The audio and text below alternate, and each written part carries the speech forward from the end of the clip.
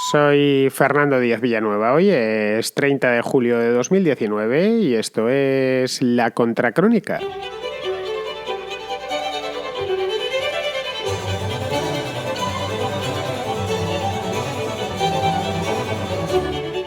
Jair Bolsonaro está a punto de sacar adelante la reforma de las pensiones, que es una de las reformas más ambiciosas y desde luego la que más prometió durante la campaña electoral de hace ya un año.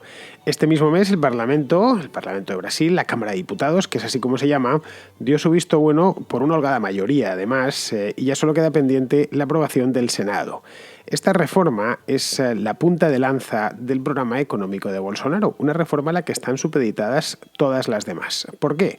Porque de salir adelante, cosa que es bastante probable, es prácticamente seguro, permitirá al Estado ahorrarse entre 200 y 250 mil millones de dólares en los próximos años, dejándole sustanciosos recursos, entre otras cosas, para acometer la siguiente reforma, que sería la fiscal.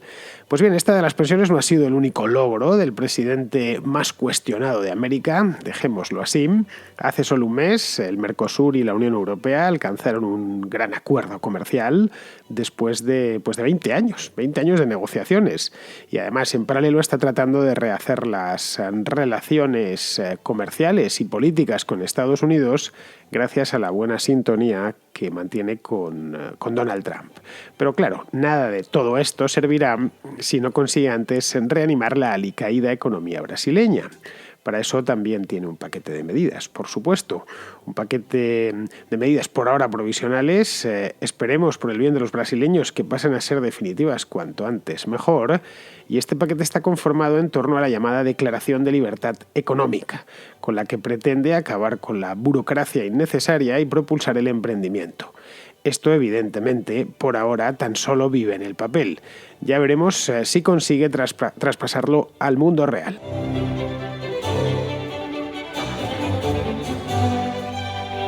Bolsonaro lleva ya 7 meses en el poder, tomó posesión justo en el mes de enero, del 1 de enero de este año, creo que tomó posesión el 2, pero bueno, da igual. 7 meses completos, el mes de julio está a punto de terminar y lo cierto es que las cosas no le están saliendo especialmente bien. Por un lado, la economía no muestra signos visibles al menos, de mejora, al menos parece ser que la caída se ha frenado un poco, pero los brasileños siguen percibiendo que están en crisis, que no han salido de ella, y por otro su ministro estrella, que es el juez Sergio Moro, le ha dado un disgusto de primera categoría. Está haciendo las delicias de la oposición con todo este escándalo que se ha montado en torno a él. Hice un programa sobre el asunto del caso Moro el mes pasado, por si lo queréis escuchar y repasarlo. Hoy vamos a hablar de la economía de Brasil y no de los temas políticos de Brasil. En el caso Moro, como bien sabéis, a poco que leáis un poco, aunque sea solo por encima, los periódicos, es la estrella de todos los medios brasileños y también de los extranjeros, que cada vez que tratan el tema de Brasil, pues sacan de un mes a esta parte, un mes y pico a esta parte, sacan a Sergio Moro de paseo. Esto de Moro y sus planes para expandir, los planes de Bolsonaro, quiero decir, la frontera agrícola en el interior del país, especialmente en el Mato Grosso y en la Amazonia, está desatando, titulares de prensa genuinamente furibundos, como yo no recordaba, peores incluso que los que le dedican a Donald Trump, lo que vendría a demostrar que nos toca más de cerca Brasil que los Estados Unidos, pero no solo sucede en España, también sucede en los propios Estados Unidos y en prácticamente todos los medios occidentales. Y no estoy exagerando, ¿eh?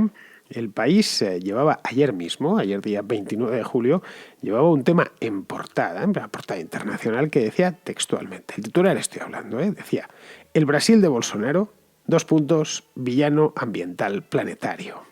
Así, directamente. A mí me sorprendió cuando solo leí el titular, automáticamente ya pasé a leerme la noticia. Estaba, elaborada de tal manera que Bolsonaro apareciese como un auténtico villano de película de James Bond. No os engaño, buscad esta frase en Google y os lo podréis leer si es que os interesa. Claro, a mí me llamó la atención porque decir que Bolsonaro es el villano ambiental planetario, pues es decir como que China no existe, o como que China está en otro planeta distinto al nuestro. Pero bueno, ¿para qué engañarnos? Esto entra dentro de lo previsible. Ya sabíamos desde el principio, desde el mes de enero, que a Bolsonaro no le iban a dar ni 100 días de gracia, no se los dieron, por supuesto, y que a partir de los 100 días iban a estar disparando la artillería. Me sorprende de cualquier manera que un diario que se edita en Madrid tenga, sea tan belicoso con un presidente extranjero que está en el otro lado del mundo y que además apenas ha tenido todavía tiempo de gobernar, caray, que lleva solo 7 meses al mando. Pero bueno, ya digo que no, a mí tampoco me sorprende. A Bolsonaro como a Trump, y desde hace una semana a Boris Johnson, la prensa le ha declarado la guerra y haga lo que haga, va a estar mal. Y si lo que hace está bien, pues directamente o no se da, o se da pero buscando el modo en el que se le pueda buscar un pero. Nada que no sepamos, especialmente después de lo que cierta prensa, que tiene una agenda y no piensa moverse de ella, nos ha acostumbrado a lo largo de los últimos 3 años, especialmente desde que Donald Trump llegó al poder. El problema es que a veces se empeñan en mostrarnos los medios, quiero decir, mostrarnos la guarnición con una mano, mientras con la otra tapan el filete. Y claro, no entendemos nada. Si todo lo que nos llega de Brasil a través de los medios principales, estoy hablando de medios de prestigio, como puede ser El País o grandes cadenas de televisión, es Bolsonaro, villano planetario, y un día y a la vuelta de una semana una historia muy parecida, etcétera, pues claro, no entendemos qué está pasando en aquel país. Es decir, la cuestión medioambiental y agraria o agropecuaria en este caso es importante, sin ninguna duda, pero no es ni muchísimo menos el asunto fundamental, el asunto capital hoy por hoy en Brasil, y naturalmente no es el que más preocupa a Jair Bolsonaro. De hecho, si vamos a los números, y estos son números reales, es decir, no estoy inventándome nada, las emisiones de CO2 de Brasil del año pasado son muy inferiores a las de la Unión Europea. Fueron de 2 toneladas y media por habitante, 2,6 toneladas por habitante, frente a las 6 toneladas y media de la Unión Europea, 6,4 concretamente. No digamos ya si lo comparamos con China, estamos hablando de 7 toneladas y media de CO2 por habitante. El CO2 no es un contaminante, pero como lo han tomado esta obsesión que les ha entrado con el dióxido de carbono, pues bien, se utiliza como medida de lo que un país contamina, porque se entiende que tiene mucho tráfico rodado, mucha industria, etc. Y como veis, Brasil no parece ser especialmente un villano planetario, ni siquiera utilizando los criterios peculiares de Greta Thunberg, es decir, que no es un país que emita demasiado CO2 por habitante. El país, en este caso, que más emite por habitante sería, por supuesto, los Estados Unidos, pero si queremos un villano genuino, que además, aparte de CO2, emite otras muchas cosas, pues tenemos a los chinos. Pero vamos, ya digo que este tema no le quita el sueño a Bolsonaro, sino una serie de reformas de tipo económico que está tratando de poner en marcha, que prometió durante la campaña electoral, las prometió muchísimas veces. De hecho, una buena parte de su discurso en la campaña electoral de hace un año fue económico.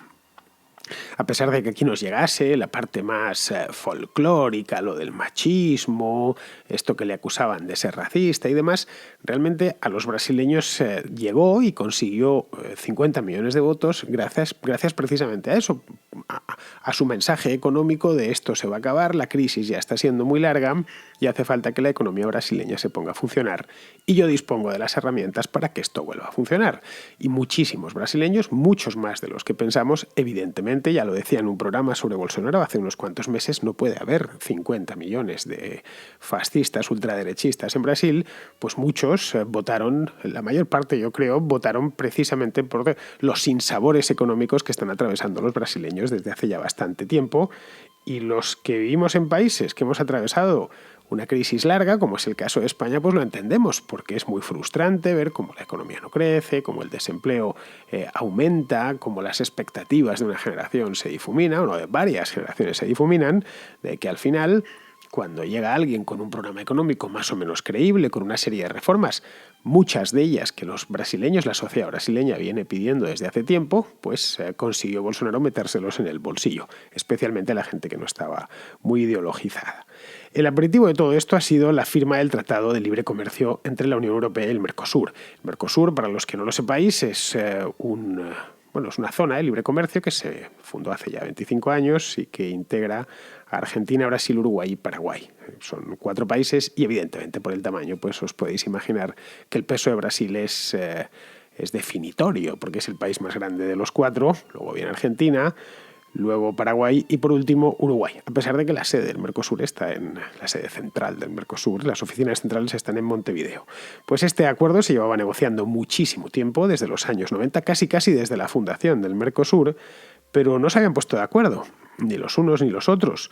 Durante años, gobiernos como el de los Kirchner en Argentina, o el de Lula en Brasil, o el de Fernando Lugo en Paraguay, pues habían impedido que se avanzase demasiado. Estaban apostando en aquel momento, estoy hablando mediados de la década pasada, estaban apostando por la América bolivariana, por planteamientos de política económica muy diferentes a los que animan desde luego a la Unión Europea y deberían animar al Mercosur, así que la cosa no avanzó mucho. Bien, la llegada de Macri a finales de 2015 y después al año siguiente de Michel Temer, cuando salió Rousseff. Esto agilizó bastante los trámites, por lo que Bolsonaro se lo ha encontrado ya más o menos hecho. Es decir, solo ha tenido que darle el último empujón. Ahora, según parece, Brasil y Argentina quieren hacer lo mismo, pero con Estados Unidos. Ya se verá si lo consiguen, si realmente consiguen que, primero, que Donald Trump les mire y después que se siente con ellos a negociar un acuerdo, no sé si igual, pero parecido al que han alcanzado con la Unión Europea. Estos acuerdos de libre comercio normalmente no se tarda tanto como 20 años, pero sí llevan bastantes años de negociación porque son muchos los detalles que tienen que tratar. Esto para Bolsonaro es algo estratégico y es muy posible que lo priorice ahora, este acuerdo con Estados Unidos. Digo ahora porque le toca la presidencia pro tempore del Mercosur. Se turnan cada 6 meses, así que empezó ahora mismo, este mismo mes, en julio. Sí, creo que el 1 de julio, así que ya puede ir dándose prisa.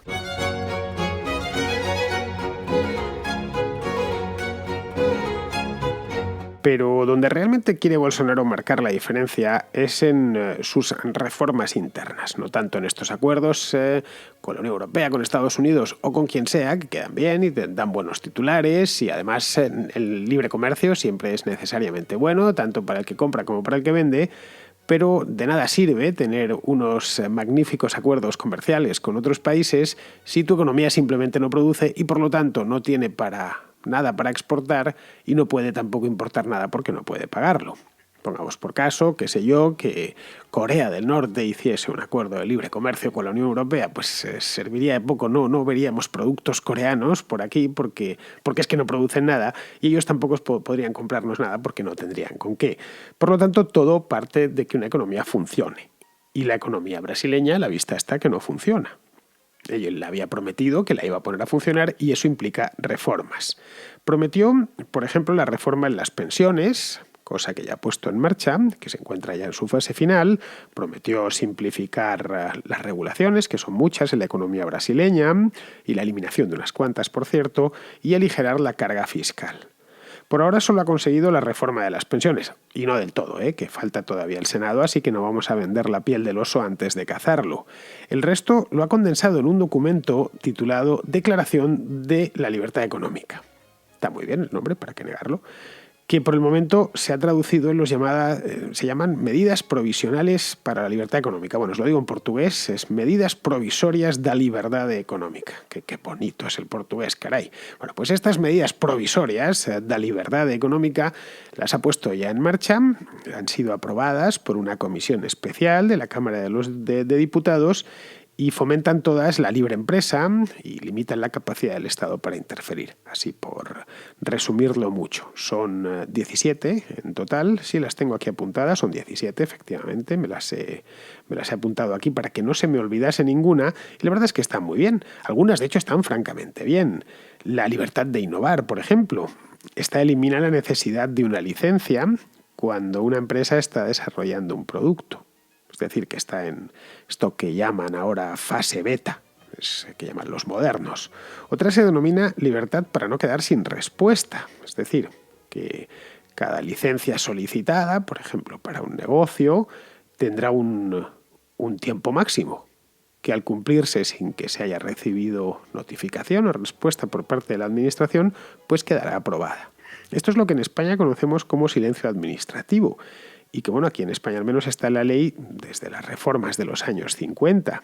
Es algo francamente útil, porque protege al particular frente a una administración poco diligente, es decir, una administración de vagos o de que se les vaya acumulando el papeleo y no les dé tiempo a tramitarlo, o simplemente que son muy lentos, o peor aún, que una administración que demora los trámites con intención de que el interesado se canse y termine sobornando al funcionario, y eso es lo que el propio funcionario busque desde el principio. Una de los principales combustibles de la corrupción, que todos detestamos, es precisamente eso, que la administración sea arbitraria y que pueda administrar los tiempos, aparte de los asuntos, pueda administrar los tiempos a su antojo, porque en ese momento el funcionario le pone un precio a eso, o puede ponerle un precio a eso, de tal manera que si se quiere empezar a luchar contra la corrupción, y creo que todo el mundo quiere luchar contra la corrupción, menos el corrupto, obviamente, deberíamos, y esto no es una cuestión ideológica, facilitar los trámites y hacerlos previsibles. Esto es una de las cosas que quiere poner en marcha Bolsonaro, por ejemplo, con esto del silencio administrativo. Hay más medidas provisorias estas, marcadas dentro de la Declaración de Libertad Económica, y todas, la verdad es que suenan muy bien. Las tengo, como os he dicho, me las he apuntado aquí. No os las voy a decir en portugués, os las voy a decir en castellano, no os preocupéis, pero bueno, si os las dijese en portugués creo que las entenderíais sin problemas. Tienen, por ejemplo, una que me encanta, la cuarta, que es libertad contra la arbitrariedad para evitar que los agentes estatales beneficien a un empresario a expensas de otro. Ese está muy bien, esto de que el funcionario termine siendo comprado por un empresario, para que perjudique a otro. Lo que viene siendo el capitalismo de amigotes, pero en un nivel inferior. Hay algunas que están también bien, por ejemplo la número 15, que dice libertad contra la regulación económica, y es que no se puede emitir ninguna regulación económica sin un análisis consistente de su impacto. Fin de cuentas, lo del principio de precaución, pero aplicado a la regulación. Muchas veces se ponen a legislar y a regular como locos sin realmente haberse planteado los efectos secundarios que va a tener esa regulación. Esto lo conocemos todos y está bien que exista, que haya herramientas o que se disponga de herramientas para evitarlo. Tiene otra que es la libertad contra la burocracia, que también me gusta mucho, que es para eliminar las certificaciones innecesarias requeridas por los agentes estatales. Las famosas torres de papel. ¿No? Y ahora lo de la burocracia de Asterix, ¿no?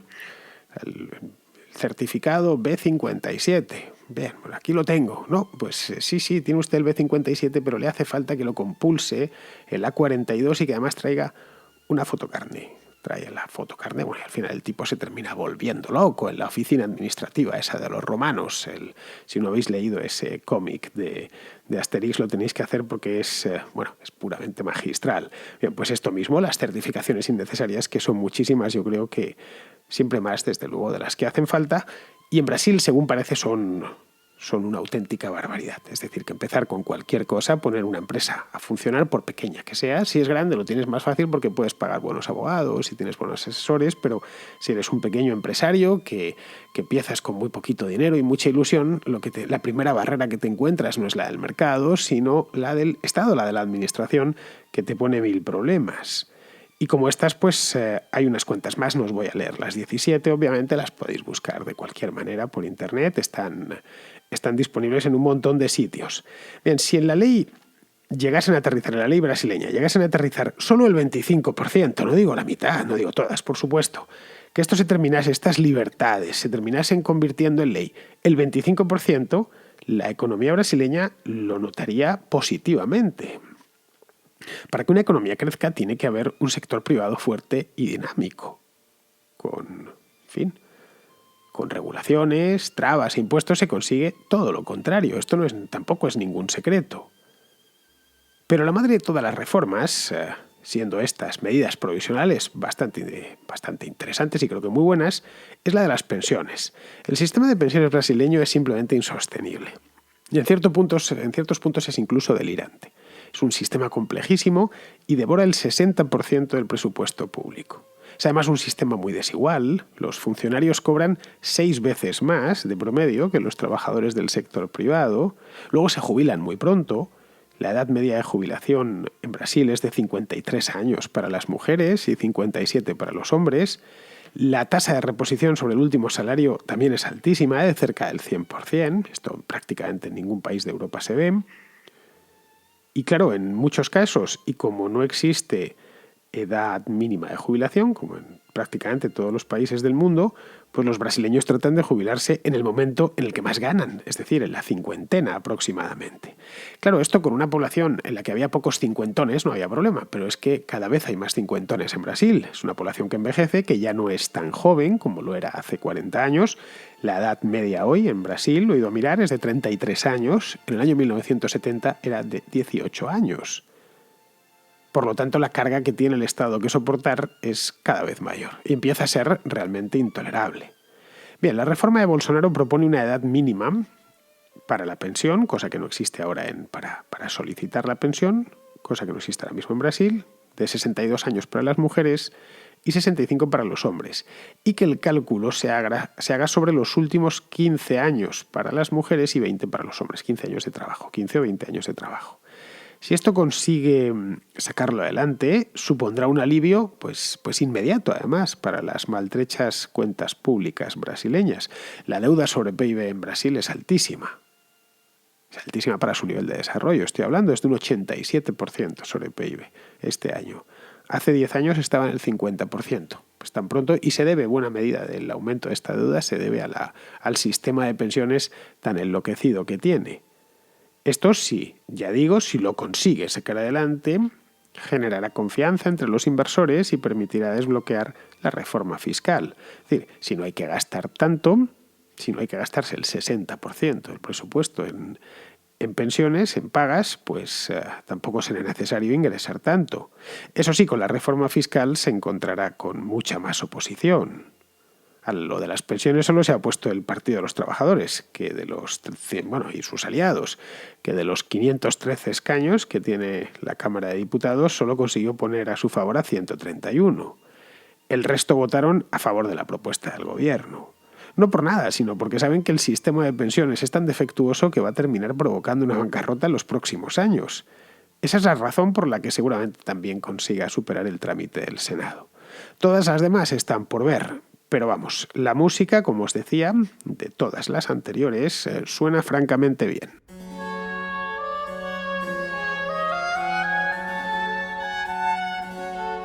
A cuenta del programa de ayer sobre Cuba, un oyente cubano, un cubano que vive en Brasil y del que no daré el nombre porque no debo hacerlo, nos cuenta lo siguiente.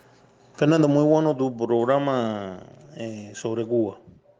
Quería agradecértelo y además solidarizarme, ¿no? con todo el entramado que hay en contra de los cubanos dentro y fuera de Cuba. Decirte que yo vivo en Brasil, pero que hace muy poco que vivo aquí. Hace solo un año que vivo ya como residente brasileño. Y viví 3 años aquí trabajando antes que eso.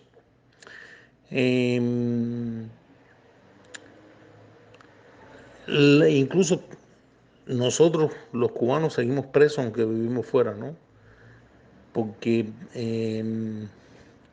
yo tengo familiares allá y si, por ejemplo, yo no puedo, si yo participo en algún programa público o emito criterios que sean problemáticos para el gobierno, no me deja entrar más a Cuba, aunque yo sea residente en el extranjero y legalmente tenga documentación para entrar. Así es de complicado el sistema. Muchas gracias y disculpa que no participe directamente de ese tema. Pues sí, todo tirano hace que las faltas las pague no solo quien las ha cometido, sino también toda su familia. Esto es una constante del régimen castrista, ¿eh? Al que consigue salir, yo he conocido, como tu caso he conocido varios, no en Brasil obviamente, sino en España, y a todo el que ha conseguido llegar a España, establecerse aquí, pues le atemorizan con represalias contra su familia que se llevan a la práctica de manera rigurosa, además. Y esto es así desde el principio, no es algo que acaben de inventarse, lo hacen desde los años 60. Y esto nos viene a demostrar los extremos de crueldad de los que es capaz el castrismo. Bien, seguimos con otro tema. Alejandro, un oyente del campo de Gibraltar, nos comenta un tema sobre su comarca natal. Y bueno, te quería hacer una pregunta a colación, bueno, que suele salir bastante últimamente en la contra al menos, habláis, sobre todo la audiencia muchas veces pregunta sobre Gibraltar, ¿no? Y algunos aspectos del Peñón y sobre sus políticas económicas o litigios históricos que tenemos España con Gibraltar, etcétera, ¿no? Sobre todo con Reino Unido, ¿no? Quizás. Pero bueno, me quiero centrar. Yo soy campo gibraltareño, ¿vale? Originario de Algeciras, pero tengo familia en toda la comarca. Y tenía una cuestión sobre una idea que el partido actual que está gobernando en la línea, que se llama la línea 100%, con su alcalde Juan Franco, que de hecho en las últimas municipales creo que rondaron el 80% de votos, es decir, una mayoría aplastante. Yo no he conocido al menos ninguna elecciones municipales en toda mi memoria democrática de ningún municipio en que salga tan aplastante alguien, ¿sabe? Así, ¿no? Y una de sus principales proclamas es la creación de una ciudad autónoma para la línea. La línea de Concepción hace una ciudad limítrofe con un estado. Dicen que se pueden acoger vía constitución para crear básicamente una ciudad autónoma y así tener autogestión del tema de impuestos, ¿no? Para hacer excepción de impuestos y tal, y evitar que, por ejemplo, en el caso del Brexit, que tiene toda pinta que va a suceder, y yo no sé si había dura, pero va a suceder, evitar que empresas tecnológicas, sobre todo, se escapen de Gibraltar y se vayan a Malta o se vayan a otros sitios en donde evidentemente coticen menos y tengan que pagar menos impuestos, que lo entiendo perfectamente. Esto me recuerda un montón a tu idea de los cantones suizos, ¿no? Bueno, creamos subdivisiones en donde se autogestionen a nivel de impuestos y tal. Y esta idea me ha gustado un montón. Mucha gente piensa que es una salvajada, pero a mí me gusta. Y de hecho, yo no sé si sería incluso extensible a muchas más regiones de España. Es decir, convertir España realmente en un conjunto de muchas más comunidades autónomas que puedan autogestionarse. No sé qué te parece esta idea de que un municipio que actualmente no goza de esta ventaja lo sea al final. Y si le ves ventaja, ¿vale? Y bueno, y si lo ves viable. Venga, un saludo, muchas gracias. Pues sí, Alejandro, básicamente lo que está pidiendo el alcalde de la línea es un cantón fiscalmente autónomo, y eso a mí me parece muy bien. Tendría eso sí que competir con el cantón de Ceuta, que no les cae muy lejos. Los mayores beneficiarios serían los habitantes del campo de Gibraltar, entre los que te encuentras, y los ceutíes. Gibraltar lo tendría más complicado, porque su única ventaja competitiva la habría perdido. Pero bueno, esto como bien sabes, está muy bien la idea, pero evidentemente no se convertirá en realidad nunca. Bajando a la realidad, cosas que sí se podrían hacer, no mañana, pero a lo largo del próximo año, si hubiese decisión política auténtica, es decir, voluntad política que llaman ahora, se podría además hacer sin demasiado esfuerzo, porque no está ni en la península, es dotar a Ceuta y a Melilla de un estatuto fiscal especial, con el que pudiesen competir no ya con lugares como Gibraltar, sino con lugares como Malta, que está dentro de la Unión Europea. Y además son, como lo llaman, regiones ultraperiféricas de la Unión Europea que tienen, Ceuta y Melilla ya tienen un estatus fiscal mejor. Bueno, pues hacerlo mejor todavía, al punto de que muchos españoles peninsulares queramos irnos a vivir allí y trasladar, y me vaya yo a hacer la contracrónica a Ceuta o a Melilla, porque me compense y porque además pues allí tengo lo que no tengo en Madrid, que es el mar. Pero bueno, vamos a seguir con Juan Luis, que es un oyente de Valencia, que vuelve sobre el tema este de ayer del Brexit de Irlanda del Norte, trayéndoselo a los Pirineos, a Andorra concretamente. a propósito de la idea que apunta Raúl de que aplicando el Brexit los británicos decidan pues no cerrar la frontera del norte de Irlanda como hasta ahora está. Bueno, pues tenemos un antecedente de esta actitud en el caso de España con Andorra. Andorra no pertenece, como es sabido, a la Unión Europea y por lo tanto España está obligada a aplicar el acuerdo de Schengen y establecer una aduana y controlar aranceles de los productos que salgan de Andorra. Pero los andorranos dejan pasar sin ningún control a cualquier español que quiera entrar. Con su vehículo no controlan ni el pasaporte ni el vehículo. Eso sí, cuando que los vehículos pueden ir cargados perfectamente de todo tipo, y de hecho van cargados de todo tipo de productos. Cuando ya son grandes cantidades, en camiones, pues aplican un pequeño arancel, que es muy antiguo en Andorra, que se llama Laval, es decir, la entrada al valle, y claro, todos los productos que los andorranos venden y consumen, pues han pagado un arancel muy pequeño y pueden darlos a precios mucho más baratos a quien va a comprarlo. Bueno, y otro tanto ocurre con los servicios que proporcionan, claro, basados en los productos que han entrado. Pero esto no ocurre cuando sale. Los españoles también lo habrán comprobado, que cuando sales y llegas a la aduana española, la Guardia Civil te para y controla los maleteros y que no lleves ningún producto que no sean 2 cartones de tabaco. Y si llevas algo, pues tienes que pagar el arancel correspondiente, con lo cual no te trae cuenta haberlo comprado en Andorra, ¿no? Lo que pasa es que productos pequeños se pasan, claro, porque no se puede saber si tú los llevabas o no cuando entraste en Andorra, como cámaras fotográficas o perfumes, que eso también vive el comercio andorrano.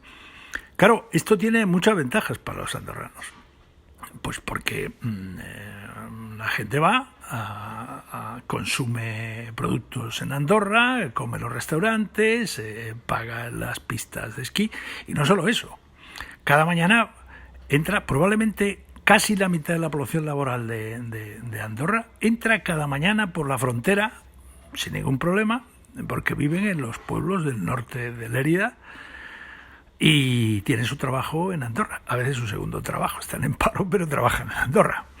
Por la tarde vuelven a salir. Es decir, las ventajas son de todo tipo. Pues bien, esto podrían hacerlo los británicos en el norte de Irlanda, porque claro, la Unión Europea no puede impedir que entren por allí los ciudadanos europeos, sería restringir el derecho de libre circulación, pero es que también pueden hacerlo en toda la costa que enfrenta al continente. Si por el túnel podrían dejar pasar a todo el que quisiera entrar, y por Dover y todos los puertos podrían hacer lo mismo.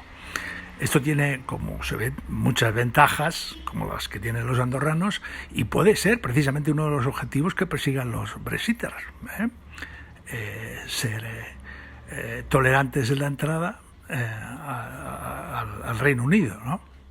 Bien, pues esto es un antecedente que quería explicar de lo que ha propuesto Raúl.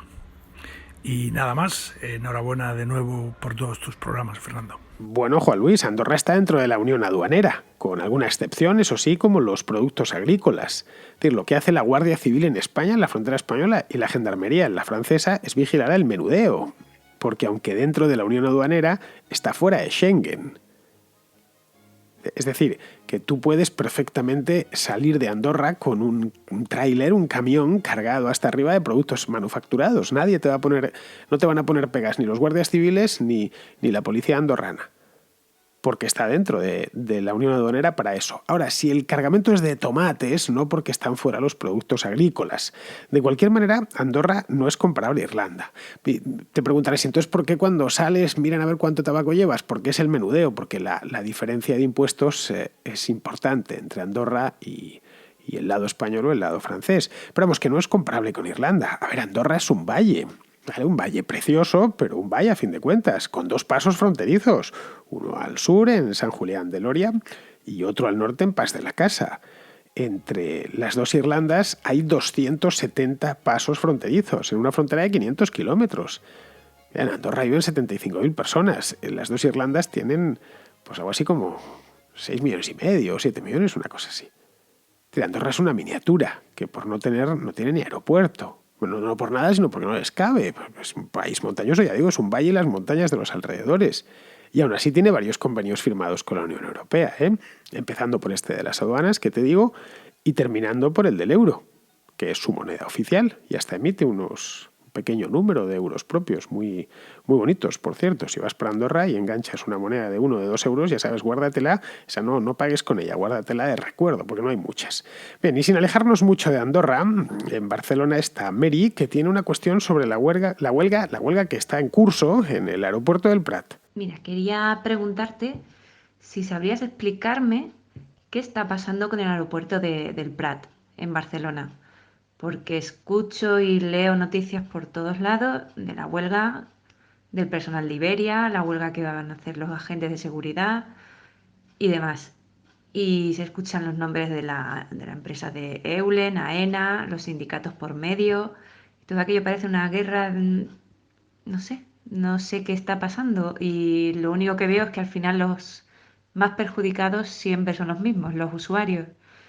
Y claro, aparte de que me preocupa personalmente porque dentro de 15 días tengo un vuelo, que posiblemente me quede sin él y sin posibilidades de poder reclamar nada.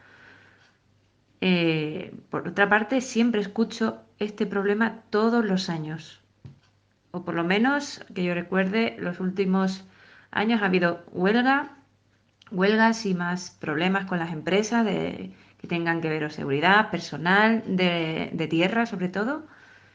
Y no entiendo qué es lo que pasa o con esas empresas, qué hay detrás, porque me parece muy raro que las empresas que están tan de cara al público, que trabajan tanto con la gente a pie, que somos o turistas o que viajamos por trabajo, que viajamos porque tenemos el derecho de poder hacerlo, no cuiden a sus usuarios y por lo tanto no cuiden a sus trabajadores para que la empresa vaya bien.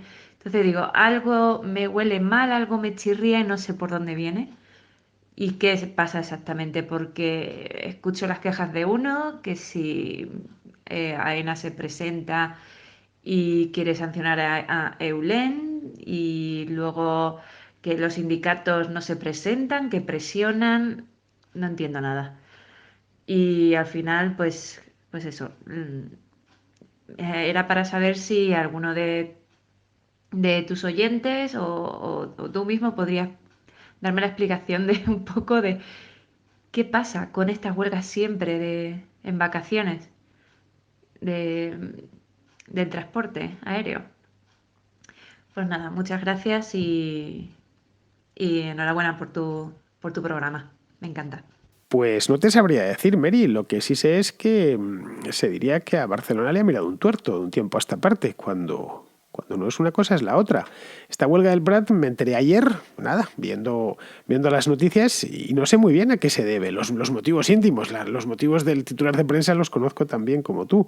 Pero vamos, ya sabes que los sindicatos suelen aprovechar estas fechas, Semana Santa, las Navidades, cuando la gente se desplaza y toma aviones, para ponerse en huelga. Y cuanto más daño puedes hacer en este sector del transporte de viajeros es en estos momentos, ¿no? Tomas a los viajeros como rehenes y a los que vayan, en este caso, a viajar en avión, y ya está, y puedes presionar a tu propia empresa.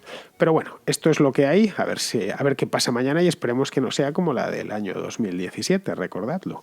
Bien, vamos a terminar ya el programa, vamos con Pizarro, que nos habla pues de lo que toca hablar hoy, que es del asunto este de Cuba. Es entendible que los beneficiarios de la revolución devenida en tiranía, ya que son ellos quienes decretan qué se celebra y qué no se celebra, quieran celebrar uno de esos días mitificados por el régimen. La inmensa mayoría de los cubanos recordarán la fecha por haber tenido que estudiarla, y alguno habrá que pueda hacer memoria personal. Lo que no hay en toda la isla es quien pueda alegrarse de lo que trajo ese día y otros aciagos días como aquel, en forma de represión generalizada y persistente, más allá de los propios represores. Dictadura, opresión, miseria, exilio y desesperanza. unos sátrapas perennes, haciendo ondear las banderas de la libertad y el progreso a sus siervos menesterosos. Menudo diita. Cordial saludo de Pizarro. Pues queridos amigos, hasta aquí ha llegado la contracrónica de hoy. Ya sabéis, mañana será miércoles y la contracrónica volverá por aquí, volverá a vuestros auriculares. Así que estad a la escucha, o mejor dicho, permaneced a la escucha porque yo mañana vuelvo con la contra. Hasta mañana, amigos.